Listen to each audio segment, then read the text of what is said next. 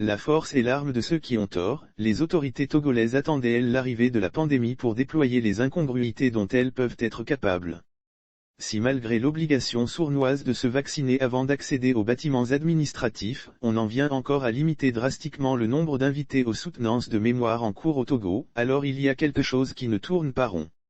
L'information a été portée à l'attention des étudiants de l'université de Lomé en passe de présenter leur mémoire. Pour des raisons de Covid-19, l'impétrant et ses accompagnateurs ne doivent plus dépasser la dizaine, amis et familles compris. On avancerait d'autres raisons qu'on comprendrait.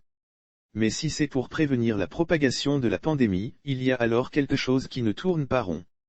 D'abord, les masques constituent la barrière la plus propre et la moins dangereuse pour toute personne voulant éviter ce virus. Puisqu'à ce jour, aucune étude n'est arrivée à démontrer que des patients ont contracté le virus malgré le masque juché sur le visage. Ensuite, il y a l'imposition de la vaccination avant d'accéder aux bâtiments publics et administratifs. En considérant que les lieux de soutenance de mémoire appartiennent tous à l'État, leur accès serait conditionné à cette vaccination. L'une des raisons avancées pour obliger les personnes à se faire vacciner serait la capacité des vaccins à prévenir des formes graves. Et donc, tout membre de la famille d'un impétrant qui serait vacciné et désirerait assister à la soutenance sur invitation ne devrait pas souffrir d'une quelconque limite des invités. Le dernier et pas le moindre est l'obligation faite aux étudiants de se faire vacciner.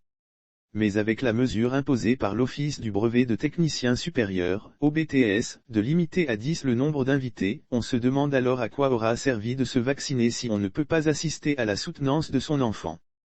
Au nom de cette pandémie, le pays a franchi des limites autrefois impensables à franchir. Tant et allègrement qu'on se demande si l'arrivée de cette maladie ne serait pas du pain béni pour les gouvernants. À l'Assemblée nationale, ils sont au moins 91 à remplir la salle. Avec la mesure inique décrétée par l'OBTS, on se demande pourquoi les députés aussi ne seraient pas limités en nombre pour accéder à la salle de la plénière.